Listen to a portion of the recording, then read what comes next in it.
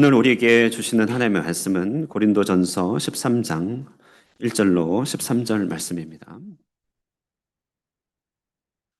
고린도전서 13장 1절로 13절 신약성경 278페이지 함께 보도록 하겠습니다.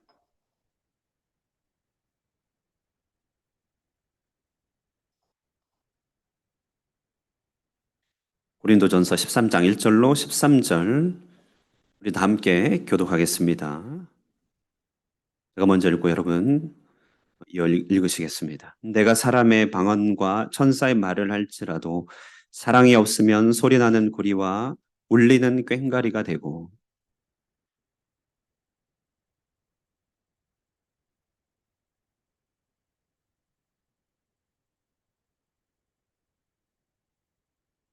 내가 내게 있는 모든 것으로 구제하고 또 내 몸을 불사르게 내줄지라도 사랑이 없으면 내게 아무 유익이 없느니라.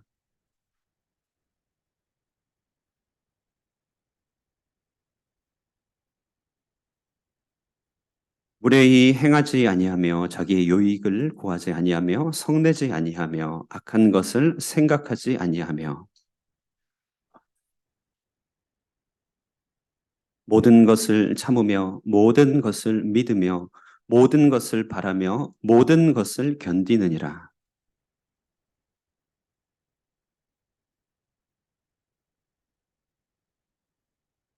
우리는 부분적으로 알고 부분적으로 예언하니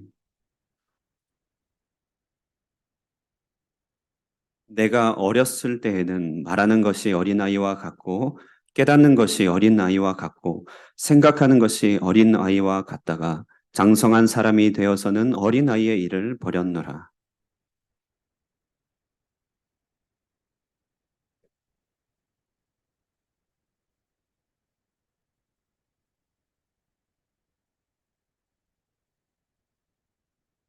얘기했습니다. 그런즉 믿음, 소망, 사랑 이 세 가지는 항상 있을 것인데 그 중에 제일은 사랑이라. 이것은 하나님의 말씀입니다. 아멘. 우리 찬양대 찬양으로 하나님께 영광 올리겠습니다.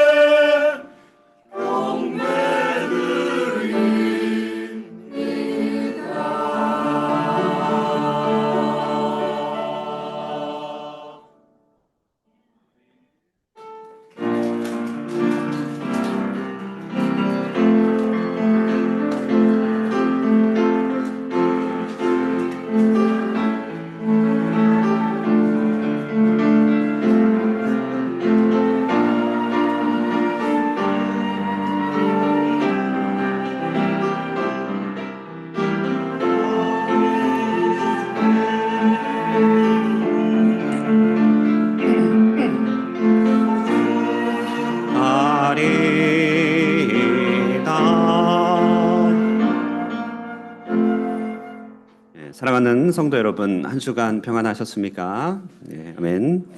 오늘은 지난 몇 주간에 걸쳐서 나눈 사랑이라는 주제를 가지고 말씀을 이어갈까 합니다. 2주 전 우리는 탕감받은 감사와 사랑으로 말미암은 헌신에 대하여 함께 이야기 나누었습니다. 지난주는 스바냐 3장 17절의 말씀을 통하여서 하나님께로부터 받은 바 우리의 사랑이 얼마나 큰지를 또 이야기 나누게 되었죠. 오늘은 본문 고린도전서 13장을 통하여서 우리가 사랑 안에 사는 삶에 대해서 또 나누고, 또 다음 주에는 그 사랑의 특성이 무엇인지를 좀 이야기 나눌까 합니다. 사실 사랑에 대한 설교는 결코 쉬운 설교는 아닙니다. 설교를 준비하며 살펴본 여러 많은 훌륭한 목사님들의 이야기, 설교를 듣다 보니 그들도 역시 이 설교하는 일에 대한 주저함, 특별히 우리가 읽은 고린도전서 13장을 설교하는 일에는 주저함이 참 많이 있었다는 것을 깨닫게 됩니다. 그들의 말은 그렇습니다.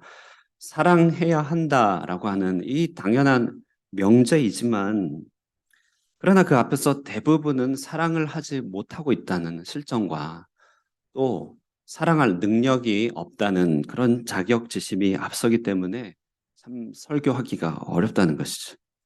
뿐만 아니고 우리가 읽은 이 고린도전서 13장 본문은 여러분 어떻게 읽으셨는지 모르겠는데요. 정말 본문 자체가 가지고 있는 아름다움과 탁월함이 굉장한 본문입니다. 그러므로 섣불리 설교를 통하여 강예를 한다고 하지만 본문이 가지고 있는 영광과 고상함을 또 해칠까 두려워하는 것이죠. 그러다 결국 설교자는 다른 누군가가 설교를 들어야 하기 때문에 이 설교를 준비하는 것이 아니라 본문을 한참 가지고 씨름하다가 결국 설교자 자신이 들어야 한다는 그런 의지를 가지고 사랑에 대한 설교를 하게 되었다는 그런 이야기들을 많이 듣게 됩니다. 실제로 저에게도 동일한 마음의 과정이 뒤따랐던 것 같습니다. 베트남에 오고 나서 정신없이 지난 시간이 벌써 1년 열을 지났습니다. 한 3년을 지난 것 같습니다. 여러분 만난 지 5년은 된 것 같아요.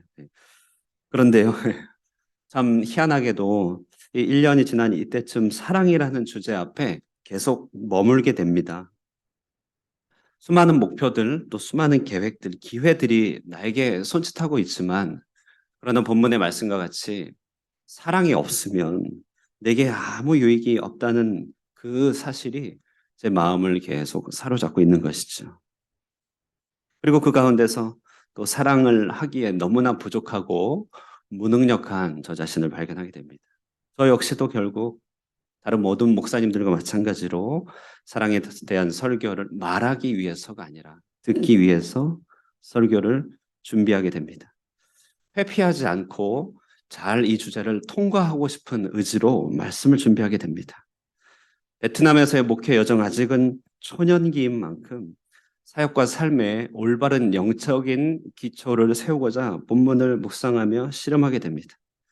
하나님께서 맡기신 저의 이 모든 시간들을 오직 사랑 안에서 살리라 본문을 통하여 다짐하게 됩니다. 바라기는 사랑에 대한 이 천상의 가르침을 저와 함께 묵상하는 가운데서 여러분도 사랑 안에서 사는 삶의 행복과 복록을 누릴 수 있게 되기를 축복합니다. 사랑에 대한 말씀을 이어가기 앞서 하나님을 보는 문제부터 먼저 이야기를 시작하기를 원합니다.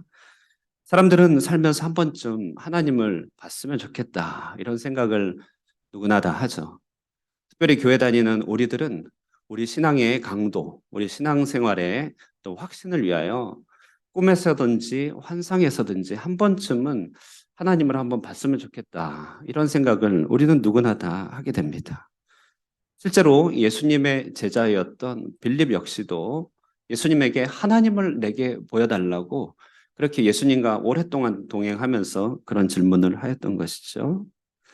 그러나 여러분, 이 하나님은 존재 자체가 영이시기 때문에 어떠한 형상이나 어떠한 물질이나 자연 세계를 통해서 볼 수 있는 분은 아닙니다. 혹시 여러분이 하나님을 봤다고 한다면 그것은 존중은 해드리겠지만은 신기루이거나 아니면 다른 현상일 가능성이 커요. 하나님은 물리적 세계에서 볼 수 없는 분입니다. 그럼에도 불구하고 우리가 하나님을 경험했다. 또는 하나님을 맛봤다. 하나님의 세계 속에 들어갔다라고 말할 수 있는 경우가 있다는 것이죠. 그것은 어떤 순간이냐면 하나님 그분 자신의 실상인 사랑을 통해서 보게 되는 경우가 바로 그때입니다. 다시 말해 사랑이라고 하는 이 일이 구체적으로 나타나는 곳에는 하나님의 모습이 하나님의 임재가 거기 머물러 있다는 것입니다. 여러분 이런 노래 아시나요? 사랑의 나눔 있는 곳에 하나님께서 계시도다. 아십니까? 사랑의 나눔 있는 곳에 하나님께서 계시도다. 심플하고 단순한 찬양입니다. 사랑의 나눔 있는 곳에 하나님께서 계시는도다. 여러분 한번 해보실까요? 사랑의 나눔. 사랑의 나눔 있는 곳에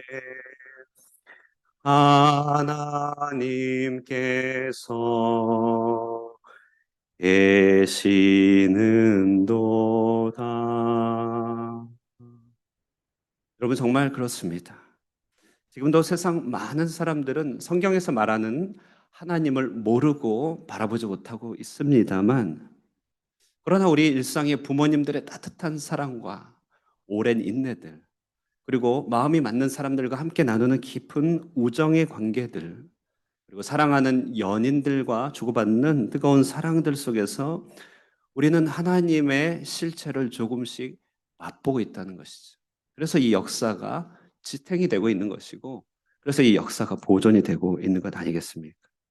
하나님은 사랑이시기 때문에 그렇습니다. 자, 그러므로 하나님께서 우리를 그 피값 주고 구원하셨다라고 한다는 것은 우리를 그 사랑의 세계로 초대합니다. 사랑할 능력이 없는 우리로 사랑할 능력을 부여하시고 사랑을 알지 못하는 우리에게 그 사랑의 삶을 살도록 하시는 것이죠. 우리가 범사를 사랑으로 살아갈 때 우리는 하나님의 임재가 머물러 있는 삶을 사게 되는 것이죠. 그렇다면 사랑이란 무엇인가? 사랑의 삶은 어떻게 사는 것인가? 이런 얘기를 우리가 잠시 나누기 전에 바울은 왜 이 시점에서 고린도전서에서 사랑이라는 해법을 말할 수밖에 없었는지를 그 문맥을 잠시 나누도록 하겠습니다. 오늘 본문 우리가 읽은 고린도전서는 고린도라고 하는 유럽의 아가야 지방에 있었던 지역에 쓰인 서신입니다. 고린도에 있는 로컬 처치, 지역 교회가 겪고 있는 문제들에 대한 답변의 모음집이라고 할 수 있습니다. 근데 여러분 나중에 한번 고린도전서를 따로 한번 읽어보시면요. 두 가지 마음이 드실 거예요. 하나는 세상에 뭐 이런 교회가 다 있어 라고 싶을 정도로 말도 안 되는 문제점들로 둘러싸인 교회를 보는 어떤 충격들, 당혹감들을 느낄 수 있습니다. 혀를 내두를 정도입니다. 그러면서 또 한편으로 이런 마음도 들 수 있는데요. 하나는 안도와 소망이죠. 왜냐하면 그래도 우리는 고린도 교회 같지는 않다. 이런 안도가 좀 느낍니다.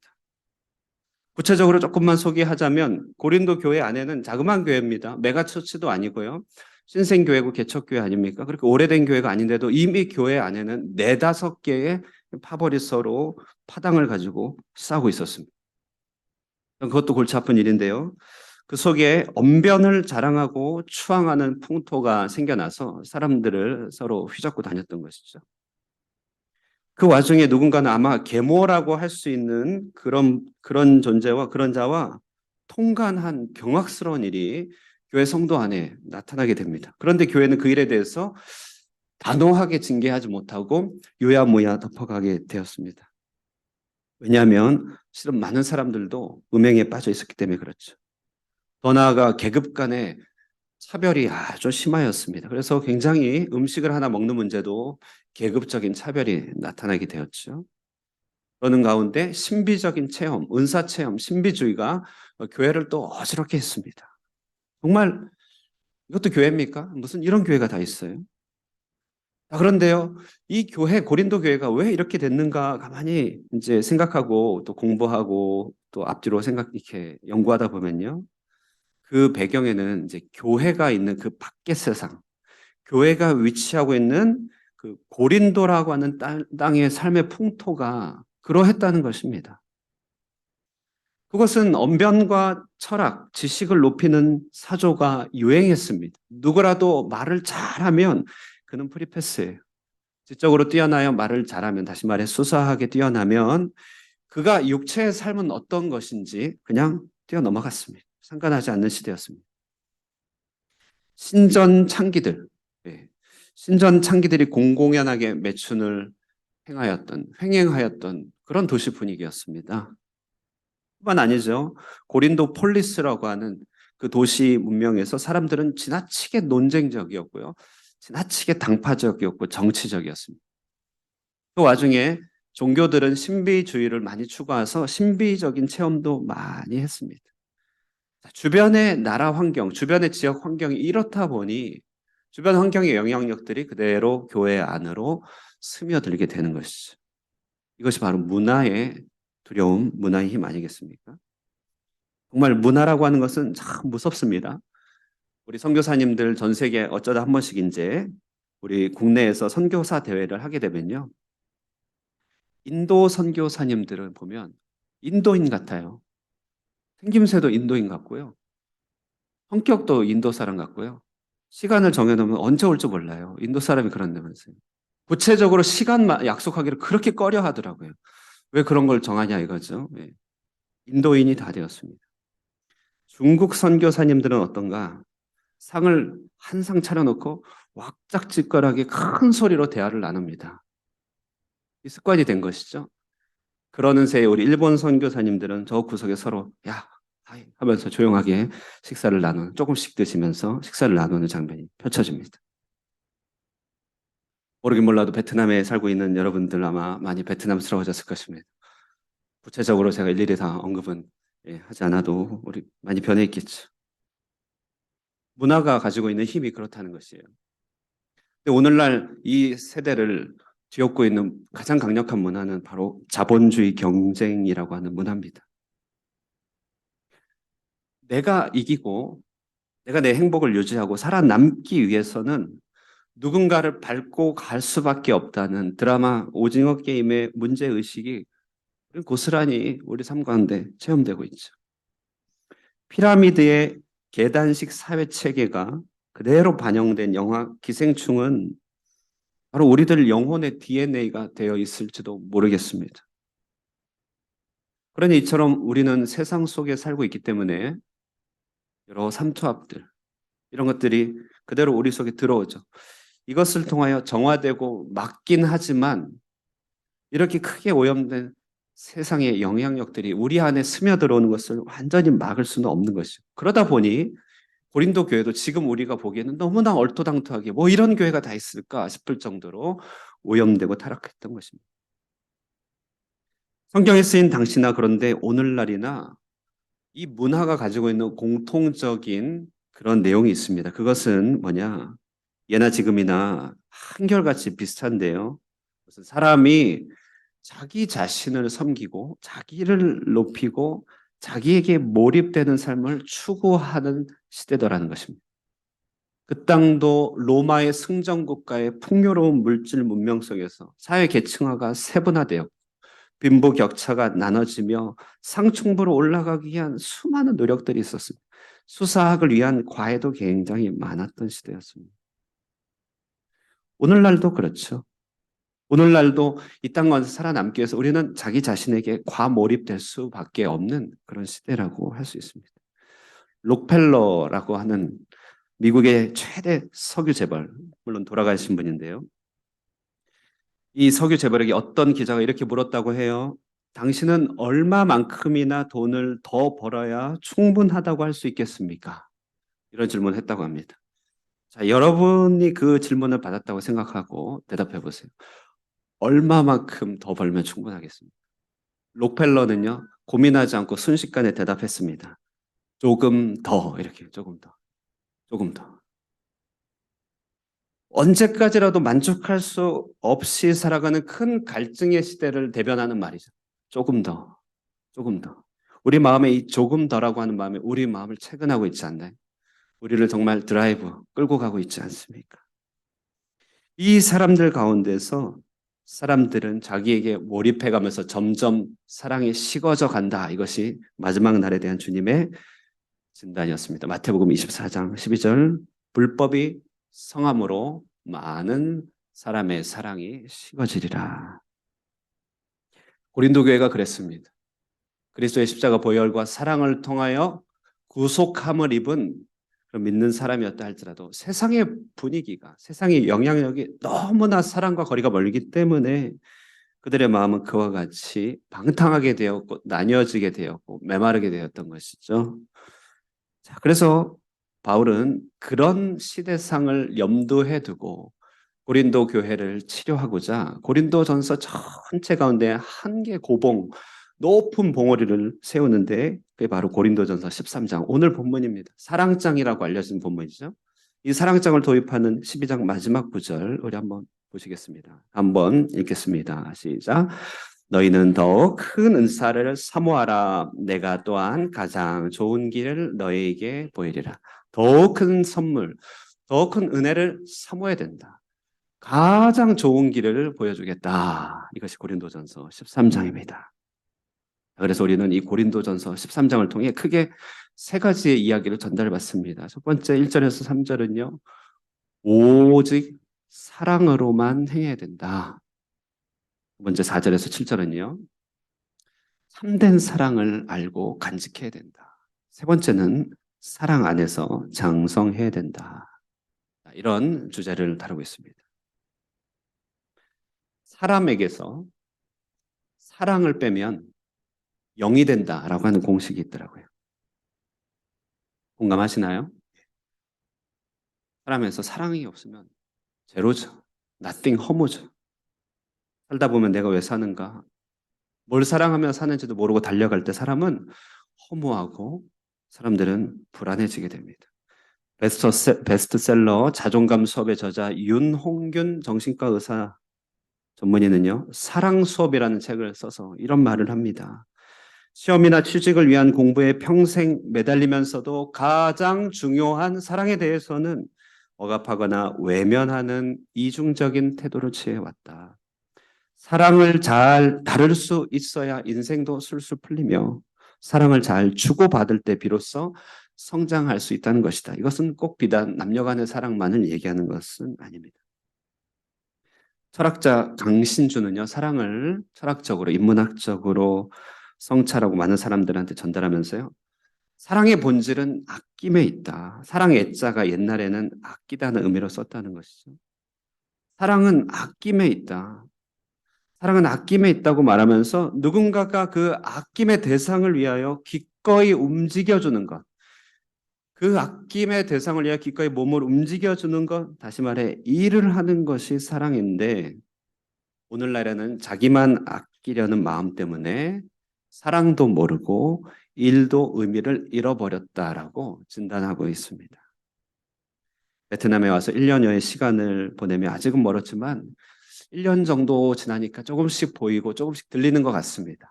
이제 막 도를 지난 어린아이가 걸어 다니며 듣고 따라 하듯이 저도 그렇게 된 것 같아요. 많은 꿈들이 생깁니다. 많은 꿈이 생겨요. 많은 기회들도 눈에 보이는 것 같습니다. 그리고 해야 할 일도 많이 보입니다. 그런데 어느 날 꿈을 앞세워 생각하면 한도 끝도 없습니다. 도대체 어디까지 이뤄야 되는 것이지? 많은 기회들을 생각하니 이것도 얻어야겠고 저것도 얻어야겠고 조급해지고 욕심이 많아지는 것이에요. 해야 할 일들을 앞서서 생각하니 때로는 일에 치이고 일이 버겁고 일이 과중하게 느껴지기도 합니다.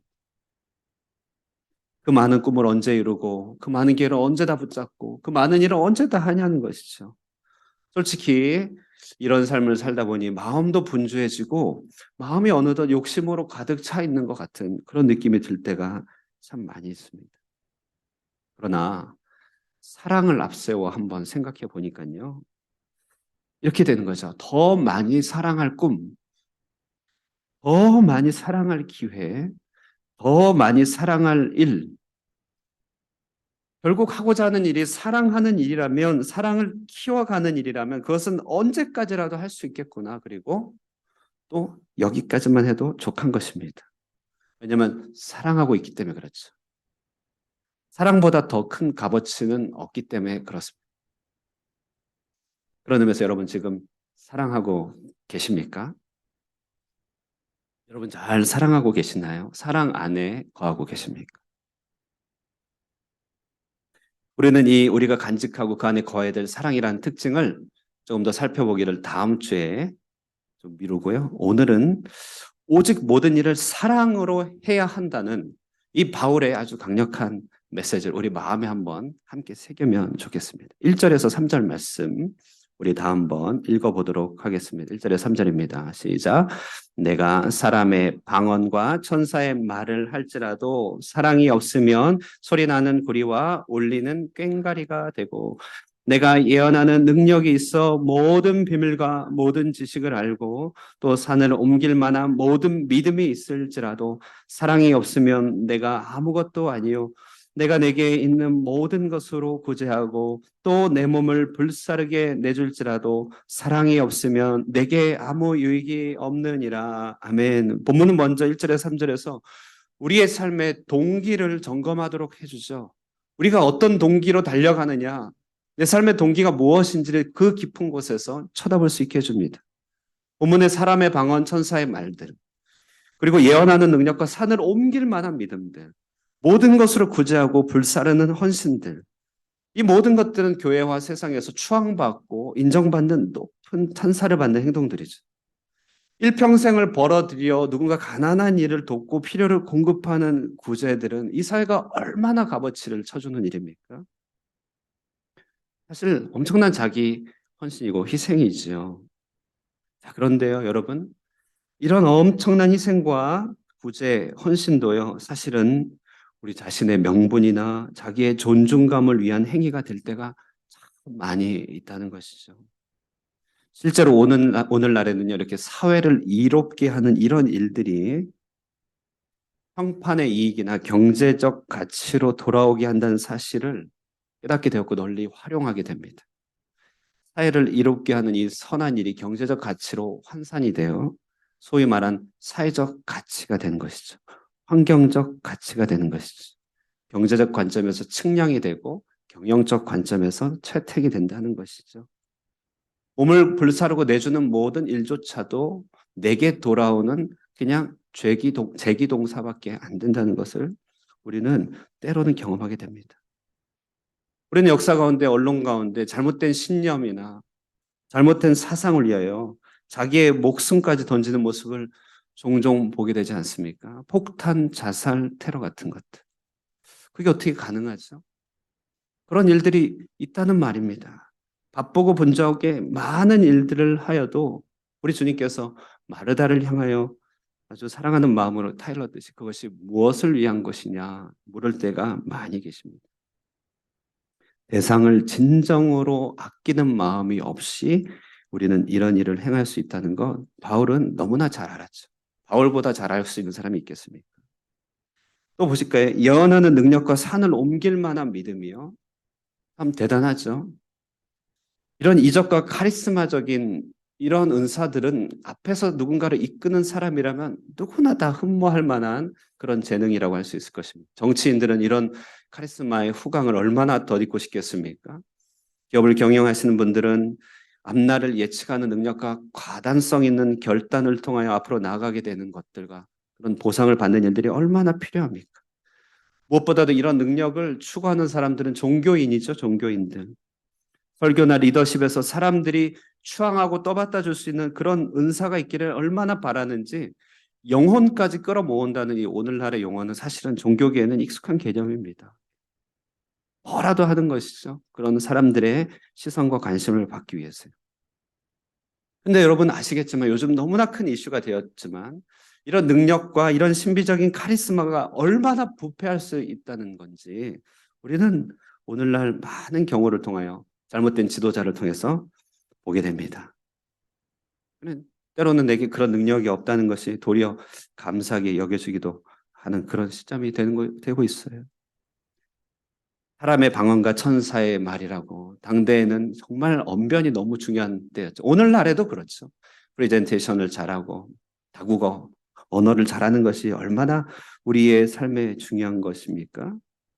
영적인 차원에서 방언을 말하면 영적인 세계의 계급의 우위를 차지한다는 것을 말했습니다. 이 모든 것들이 눈에 띄는 능력, 신비적 카리스마, 지극히 선해 보이는 나눔과 자선 아닙니까?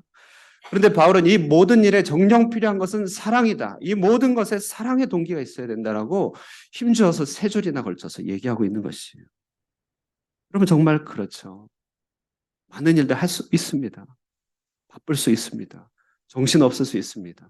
가족을 돌보지 않을 만큼 우리는 정말 달려갈 수도 있어요. 그러나 그것이 무엇을 위한 것이란 말이냐? 우리는 사랑이라고 하는 그런 근본적인 동기에 우리의 마음을 다시 한번 실어야 되는 것입니다. 마태복음 25장 보면요. 주님이 재림하실 때 양은 오른편에 두고 염소는 왼편에 둔다. 이런 장면이 나옵니다. 오른편의 양은요. 예수님을 따르는 제자죠. 어린 양을 닮아가는 제자, 양. 왼편의 염소는 모습은 양과 비슷하지만 성향이 완전 다릅니다. 제가 둘 다 키워본 분들의 얘기를 들어보니까요. 양은 앞에서 목자가 끌면 목자 뒤를 따라다닌답니다. 염소는 목자가 앞에서 끌면 목이 빠져도 절대 안 따라간대요. 어떻게 하느냐? 염소가 앞으로 가고 다른 뒤에서 이렇게 치고 몰아가야 된다는 것이죠. 완전히 성향이 다르죠. 이 두 부류의 사람들이 마지막 날 임금의 판결 앞에서 근데 둘 모두 깜짝 놀랍니다. 너무나 놀라요. 왜냐하면 오른편의 사람에게 주님이 하신 말이 뭐냐면 너희는 내가 임금이 줄일 때 주가 줄일 때 먹였고 목마를 때 마시게 했고 헐벗을 때 입혔고 나그네 됐을 때 영접했고 병들었을 때 돌봤고 옥에 갇혔을 때 쳐다봤다 라고 하니까 이 오른편의 사람이 우리가 언제 그랬습니까? 라면서 의아해하는 것입니다. 왼편의 사람에게는 이제 반대죠. 너희는 내가 배고플 때 먹이지 않았고 헐벗었을 때 입혀주지 않았고 내가 정처 없을 때 영접하지 않았고 갇혔을 때 조금 더 돌보지 않았다. 그러니까 그들도 역시 아니 우리가 언제 그랬습니까? 깜짝 놀라는 것이. 그러니까 천국에 가면 우리가 다 입을 다물지 못할 것입니다. 이런 일로 놀라든 저런 일로 놀라든 하여튼 놀라 입을 다물지 못할 것이. 주님이 하는 말씀이 뭐냐면 내 형제 중 지극히 작은 자에게 행한 그 일이 바로 주 곧 나에게 행한 일이다. 이 얘기를 딱 하시는 거예요. 자, 여기 눈에 잘 띄지 않는 지극히 작은 자들을 아끼는 마음으로 행한 자신도 모르게 행한 눈에 띄지 않는 수고들. 다시요. 눈에 잘 띄지 않는 지극히 작은 자들을 아끼는 마음으로 자신도 모르게 행하는 수고들. 그들을 위하여 움직여주는 것. 이것이 바로 사랑이죠, 사랑.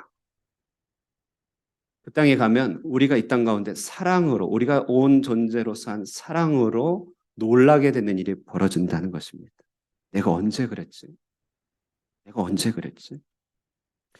저에게 적용해 본다면 저는 목회자로서 여러분 한 영혼 한 영혼을 저의 목회적 수단으로 생각하지 않고 저의 목회의 성취를 위한 수단으로 생각하지 않고 여러분 한 영혼 한 영혼 안에 있는 작고 세미한 변화들을 감지하면서 치료와 격려와 확신을 주기 위한 말씀 준비하기를 수고롭게 생각하지 않는 것이 사랑이죠.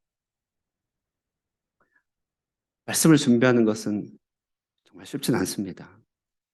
그러나 그런 말씀을 의무감으로 억지로 준비하는 것이 아니라는 것을 말합니다. 저는 지금까지 단 한 번도 그런 적은 없습니다만, 라고 말하고 싶습니다만.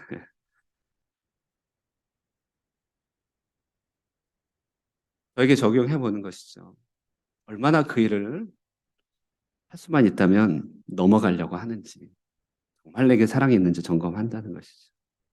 의무감이나 공명심, 나의 목회적인 꿈이나 성취 동기가 아니고서는 좀처럼 움직이려고 하지 않는 이 이기적이고 부끄러운 마음들이 오늘 말씀을 통하여 고스란히 보게 되는 것입니다.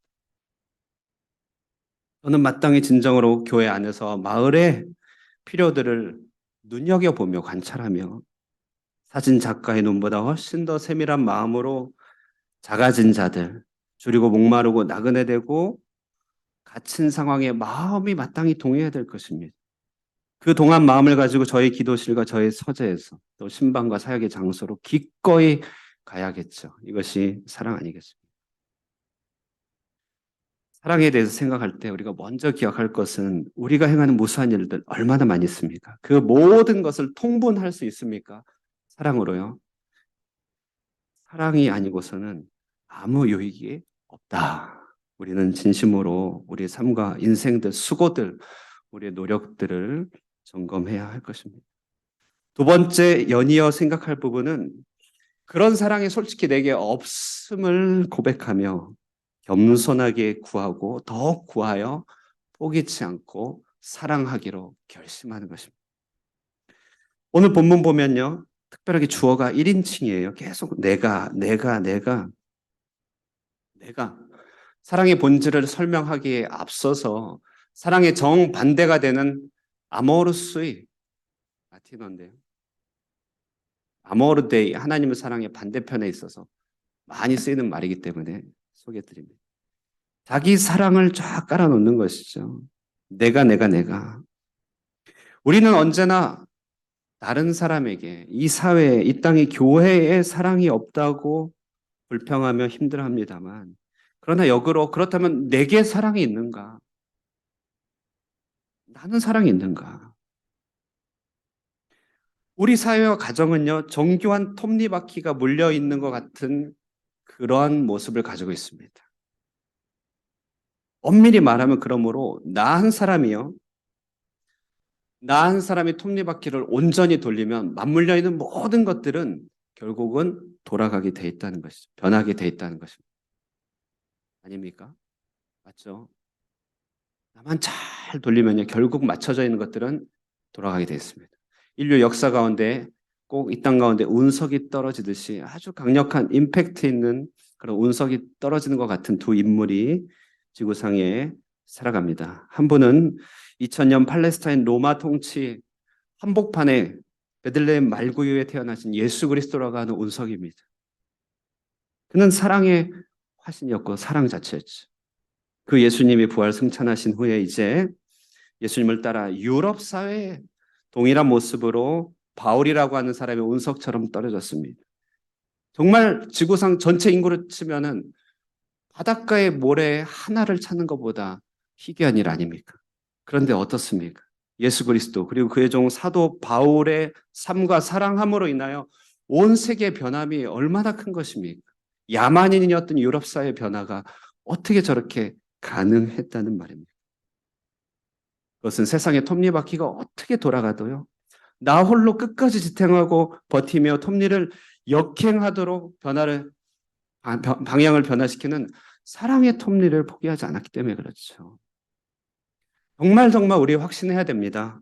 나 한 사람만 사랑하기 시작한다면 우리 모두가 바뀔 수 있다는 사실을 확신해야 됩니다. 배우자, 자녀, 부모, 교회 만나는 모든 사람들, 때로는 이곳의 베트남의 실상들 변하지 않아, 안 바뀌어. 우리는 실망하고 낙담하겠지만요. 여러분, 내가 사랑하며 살리라.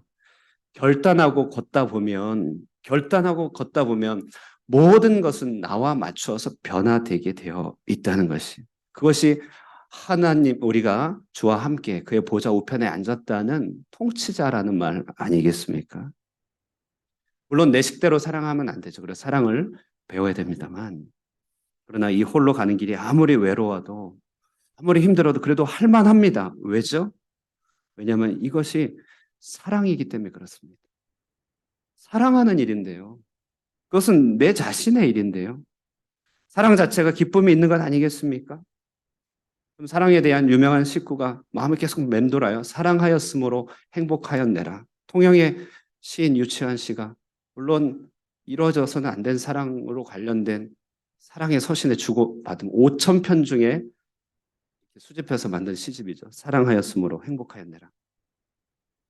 우리가 이제 그런 사랑을 본받고 배울 필요는 없겠지만 한 가지 그래도 눈에 드는 것은요. 5천 편의 그런 시와 편지를 마감일을 맞춰서 써야 된다고 했다면 얼마나 고역이겠습니까? 근데 사랑하였으므로 행복하였느라. 시간이 지나가니 5천 통의 사랑의 서신이 주고받았다는 것이죠. 주님은 그러므로 우리를 사랑의 발걸음으로 초대하고 있습니다. 그 일이 사랑이니 외로워도 할 만한 것이. 마태복음 11장 28절에서 30절 여러분 잘 아는 구절인데요. 수고하고 무거운 짐진 자들아 다 내게로 오라. 내가 너희를 쉬게 하리라. 그 다음 말이 중요한데요. 나는 마음이 온유하고 겸손하니 나의 멍에를 메고 내게 배우라. 그리하면 너희 마음이 쉼을 얻을 것이니 이는 내 멍에는 쉽고 내 짐은 가벼움이라. 멍에가 뭔지 아십니까? 네. 소가 두 마리 소가 한 마리는 강하고 한 마리는 약한 소가 보조를 맞춰서 약한 소가 따라갈 수 있도록 서로 메어놓은 호뚜레를 뚫어서 메어놓은 그것을 멍에라고 하죠. 이 멍에가 어떻게 쉬울 수가 있어요? 그 뒤에 질린 달구지와 짐이 어떻게 가벼울 수 있습니까? 그러나 쉽고 가볍답니다. 왜죠? 주님의 멍에와 주님의 짐은 어떤 짐입니까? 어떤 멍에입니까? 그것은 바로 사랑의 멍에이기 때문에 그렇죠. 주님의 사랑의 멍에는 쉽고 주님의 사랑의 멍에는 가볍습니다. 사랑으로 지는 것은 가볍습니다. 사랑하였으므로 행복하였느라. 우리는 우리의 힘으로는 이런 사랑할 수 없습니다만 그것을 알고 주님이 우리 곁에 계셔 주신다는 것을 초청하는 것이 함께 외고 가자. 내가 앞장서 갈 테니 넌 따라만 와. 내 멍에는 쉬워. 내 멍에는 가벼워. 내 멍에는 쉼이 된다. 라고 말하고 있습니다. 우리는 다른 모든 이가 이 세상의 문화에 물들어서 그렇게 살아간다 할지라도 나 한 사람 사랑하기를 포기하지 않으면 안 됩니다. 포기하지 않으면 됩니다. 그럼 모든 것이 변하는 것이죠. 혹 변하지 않아도 괜찮습니다. 왜냐하면 사랑하고 있는 것이잖아요. 사랑하고 있는 것이잖아요.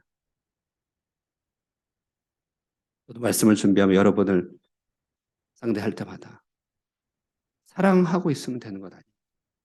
저 스스로도 마음을 배우고 연단하며 사랑함 그 외에는 아무것도 없다라고 스스로 마음을 다잡습니다. 말씀을 맺겠습니다. 사랑이 구체적으로 나타난 그곳에 하나님 계십니다. 세상의 문화는 오늘날 우리 삶에 스며들어서 우리 삶을 잡아 끌고 이끌면서 사랑을 식어가게 합니다만 그렇기 때문에 정답은 더더욱더 사랑일 뿐입니다. 우리는 모든 일에 모든 행동의 동기를 점검하며 사랑의 동기로 행해야 될 것입니다. 그 스스로 우리는 사랑할 수는 없지만 그리스도와 보폭을 맞춰가며 오직 나 한 사람 사랑하기를 포기하지 않으리라 결단해 나갈 때 하나씩 하나씩 우리의 가정도 교회도 세상도 변해가는 것을 목도할 뿐만 아니라 이미 그 안에서 사랑이라고 하는 큰 보상을 맞게 될 것을 확신합니다. 여러분에게 이런 사랑이 충만하고 풍부하게 넘쳐나게 되기를 주님의 이름으로 축원합니다. 우리 함께 말씀 생각하시면서 잠시 기도하며 성찬을 준비합니다. 여러분 사랑하고 사십니까? 사랑의 나눔, 구체적 사랑의 실천이 있는 곳에, 구체적 사랑의 나타남이 있는 곳에 하나님의 임재가 있습니다. 사랑 가운데 하나님을 바라봅니다. 거칠고 또 경쟁적이며 상처가 많은 세상 가운데 필요한 유일한 해법은 사랑하며 살기입니다. 나 홀로 사랑하며 살리라 하면 됩니다. 우리의 모든 행동의 동기를 사랑으로 재정렬할 것입니다. 그러므로 주님, 나는 사랑하며 살게 하옵시고 우리 교회 하나님 정말로 사랑이 풍부하여서 이 땅 가운데서 하나님의 사랑을 능히 전달할 수 있는 그런 교회가 되게 하옵소서. 우리 말씀 생각하시며 기도하도록 하겠습니다.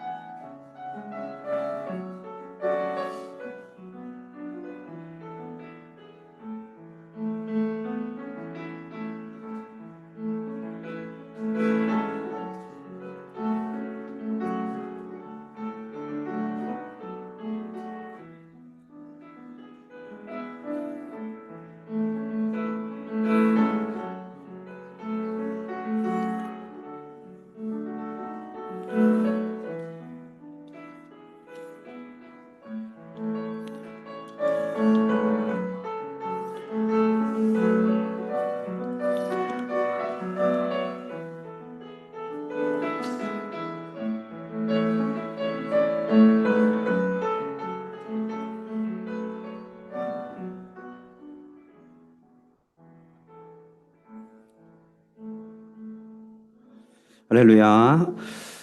우리 주님은 여러분을 복된 성찬의 자리로 초대하고 계십니다.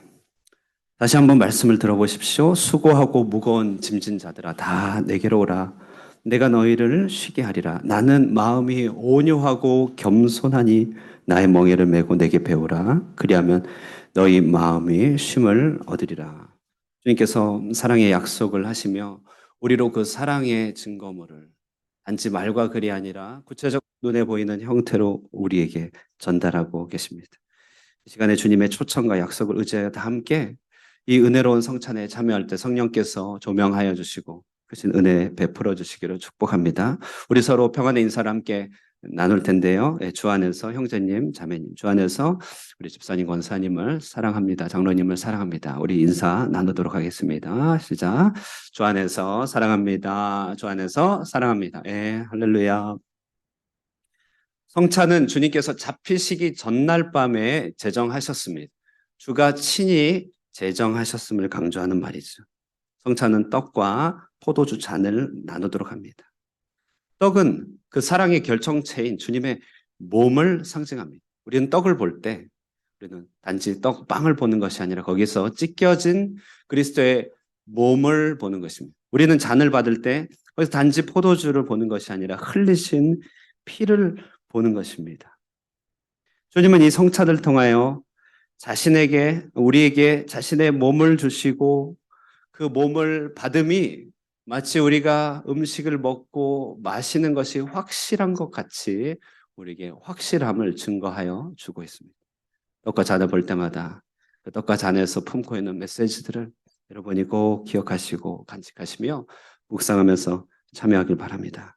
성찬은 세례를 받고 몸된 교회의 믿음으로 연합된 자만이 참여할 수 있죠. 성도 가운데서 회개치 않은 고의적인 범죄 가운데 있다면 성찬에 참여함을 주저하는 것이 좋습니다. 그러나 우리의 육신의 연약함에도 불구하고 능히 이기게 하시고 또 고쳐주시고 채워주시는 이 십자가의 사랑을 바라보며 은혜를 사모하는 자는 누구든지 이 은혜로운 성찬에 참여할 수 있습니다. 우리 다 함께 이 성찬을 앞두고 기도하고 우리 성찬 분잔하도록 하겠습니다. 기도하겠습니다. 참 좋으신 우리 하나님 아버지, 거룩하고 복된 주일 우리에게 살아계신 하나님의 임재와 주님의 음성을 듣게 하여 주시고 또한 주님이 친히 제정하여 주시사 그 사랑의 역사를 오는 세대 하나님 주님 오실 때까지 전하도록 명령하신 그 성찬을 우리가 함께 나누게 하여 주시니 진심으로 감사드립니다.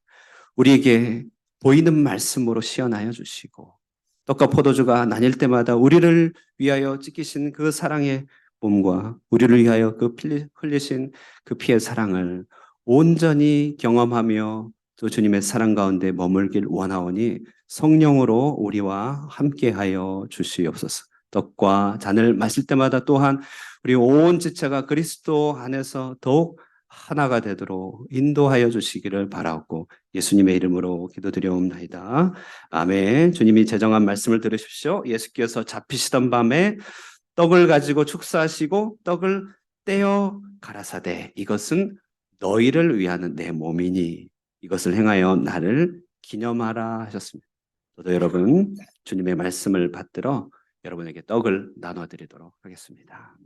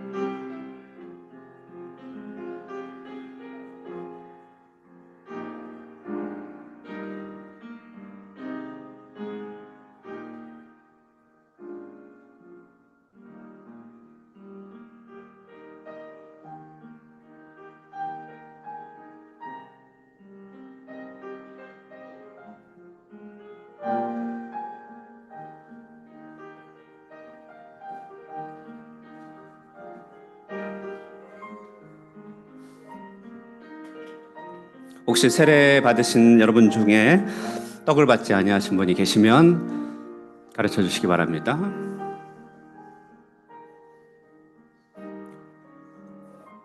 우리가 바라보고 맛보니 떡은 우리를 위하여 지키신 그 몸을 상징합니다. 떡을 바라볼 때마다 주님이 이 땅 가운데 몸을 입고 우리에게 다가오시고 그 지키신 몸으로서 우리의 죄를 대속하신 그 풍성한 사랑을 기억하게 되는 것이죠. 식후에 또한 이와 같이 잔을 가지시고 가라사대 이 잔은 내 피로 세운 새 언약이니 이것을 행하여 마실 때마다 나를 기념하라. 주님께서는 잔을 제자들 앞에 앞세우시고 이 잔을 통하여 흘리신 피를 상징하며 이제 새 언약을 인치는 피로써 제자들에게 베풀어 주셨습니다. 저도 여러분에게 잔을 나누어 드리며 우리에게 흘리신 그 사랑의 보혈과 또 그 피로 말미암아 인치신 성령의 새 시대의 언약을 우리가 함께 확신하길 바라면서 잔을 나누어 드리도록 하겠습니다.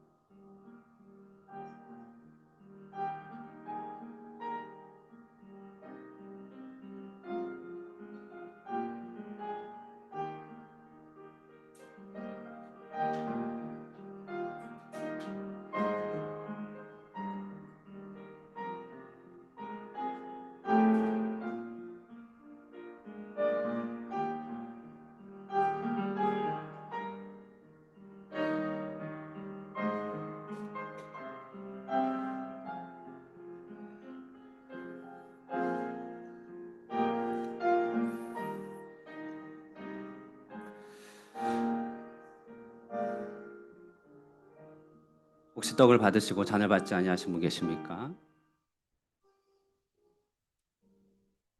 말과 글은 우리에게 쉽게 잊혀지고 그 말의 추상적인 특성으로 말미암아 우리의 몸에 남지 않습니다. 그러나 주님은 우리의 연약한 기억력들과 우리의 연약한 육신을 위하여 성찬을 친히 제정하시고 보시는 바와 같이 보이는 말씀과 경험되는 주님의 은혜로서 우리에게 주님 사랑을 간직하게 하셨습니다.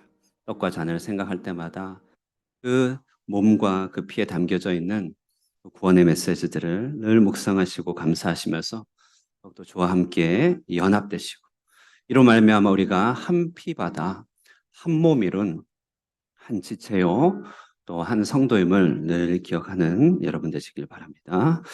우리 시간에 봉헌 드리도록 하겠습니다.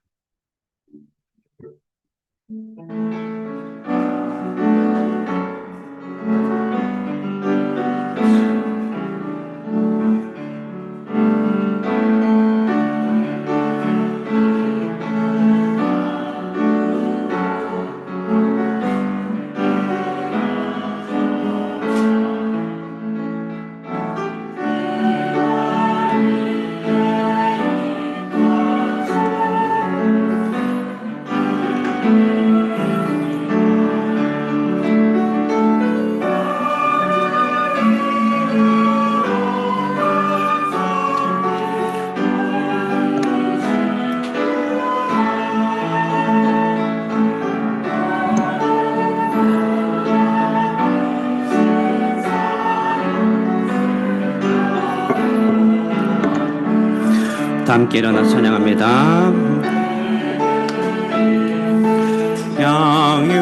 양육합 주께 가져와 그 발 위에 임마주고 깨드립니다. 주님 다시 이 땅 위에 임하실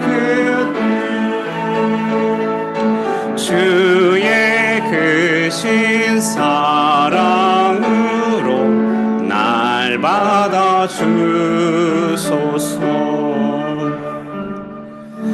살아계신 하나님 아버지, 우리를 위한 그 크신 사랑으로 당신의 모든 것을 바쳐 우리를 구원하여 주시고 건져 주시는 놀라우신 하나님의 사랑 앞에 엎드려 경배하며 감사드립니다. 우리도 우리 자신을 드리며 우리의 심장을 주님 앞에 드리기를 원합니다.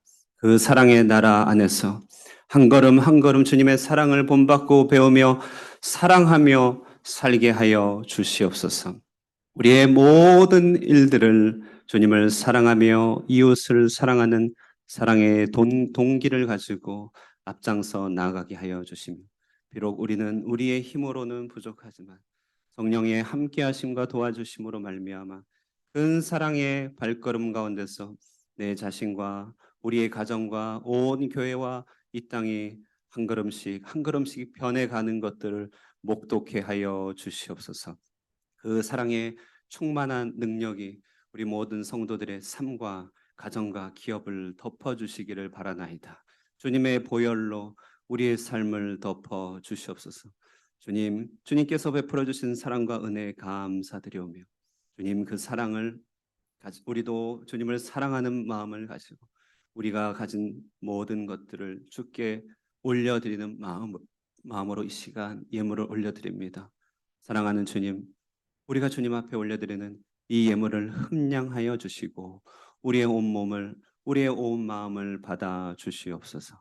이제 이 한 주를 살아가는 동안에 주님의 충만한 사랑과 은혜가 역사하게 하여 주시고 어렵고 위태한 길, 힘겹고 험난한 길을 맞이한다 할지라도 주님 주시는 사랑을 힘입어서 능히 승리하며 살아가게 하여 주시옵소서.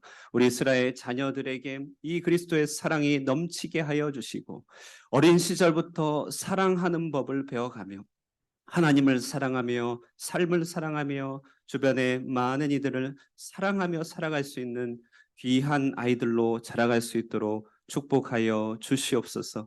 한국의 여러 나라에 흩어져 있는 우리 사랑하는 자녀들을 늘 기억하여 주시고 그들이 언제 어디에 있든지 간에 주님께서 동행하여 주시기를 간절히 바라옵나이다.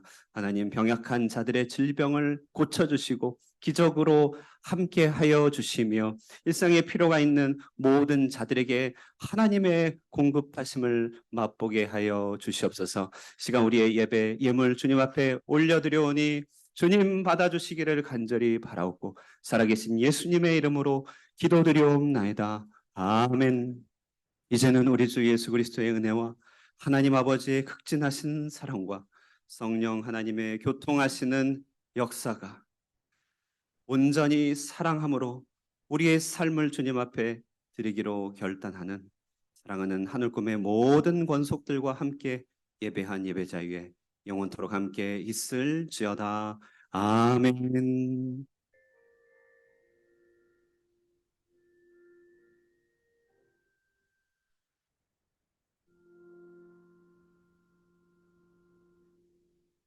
아멘. 사랑하며 살겠습니다. 인사 나누며 자리에 앉겠습니다. 사랑하며 살겠습니다. 예. 오늘 성찬 예배를 드렸고요. 성경 공부반이 개강하였습니다. 튀르키예 목적 헌금 감사한 마음으로 고신 KPM 고신 선교회와 또 고신 언론사가 연합으로 진행하는 지진구호 재단에 잘 전달하였습니다. 총액이 오늘 이제 주부에 보시면은 약 3천만 동이 되는데요. 그대로 환전하여서 한국 계좌로 송금하였습니다. 이 일들이 주님 보시기에 아름다운 사랑의 일이 되길 바라고요. 계속해서 저 땅을 위해서 기도해 주시고 또 이 땅에서도 지진과 같은 삶의 여러 가지 고통 가운데 있는 자들을 돌아보면서 사랑할 수 있는 우리 삶이 되기를 결단하는 시간 되기를 바랍니다. 이 시간에 특별히 안타깝지만 또 축하할 일이고 또 축복할 일이 있습니다. 우리 이 땅에서 태어나 22년을 살아간 김강호 군이 이제 나라의 부름을 기대하면서 아직은 이제 영장이 나오지 않았지만 가서 주민등록증부터 발급받아야 되고 신검도 해야 되고 영장도 받아서 바라기는 4월 달 그죠? 4월 달에 이병 이제 입대하기를 바라고 있습니다. 이병 김강호 이제 그 일이 되기를 바라고 있는데요. 오늘 이렇게 앞에 앉았습니다. 앞에 나오셔서 22년 자란 뒤에 한국으로 가게 된 소감과 기도 제목 간단하게 한번 말씀해 주시면 감사하겠습니다.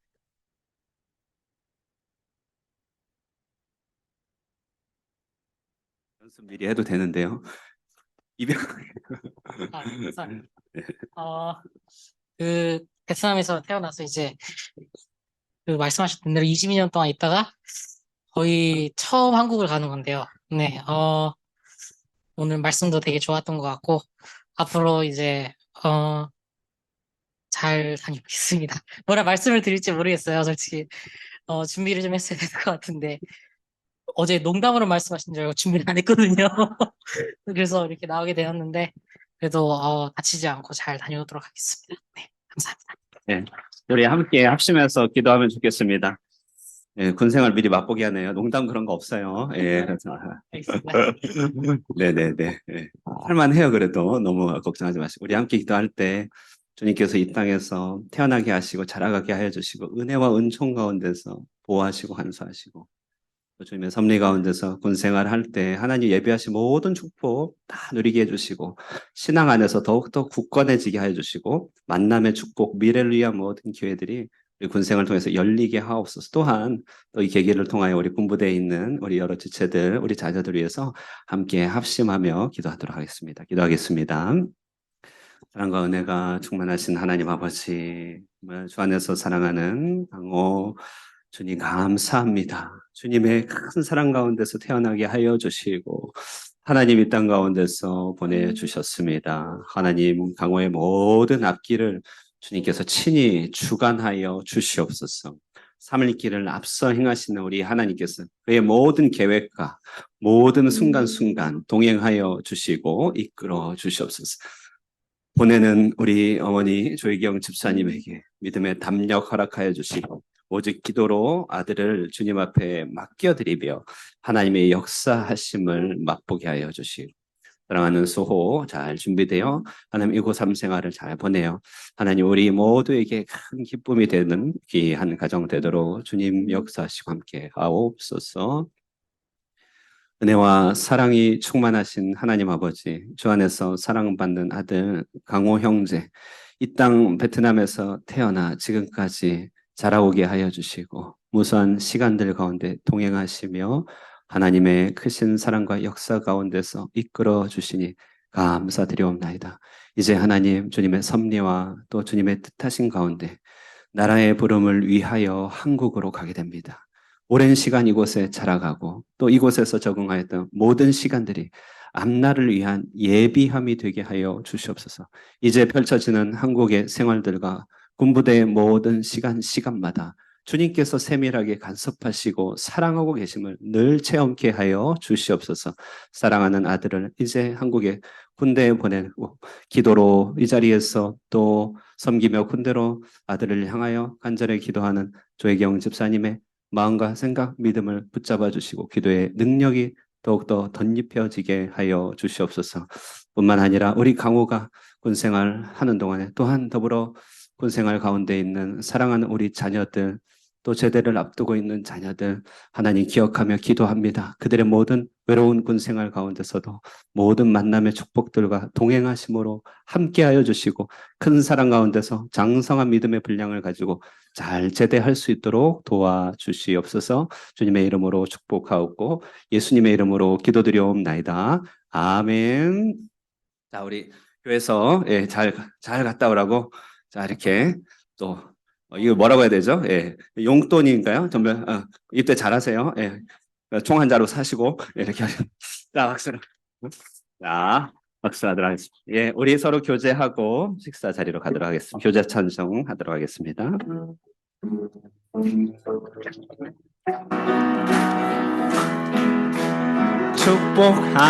축복합니다. 주님의 이름으로 축복합니다. 주님의 사랑으로 이곳에 모인 주의 거룩한 자녀에게 주님의 기쁨과 주님의 사랑이 충만하게 넘치기를 축복합니다. God bless you.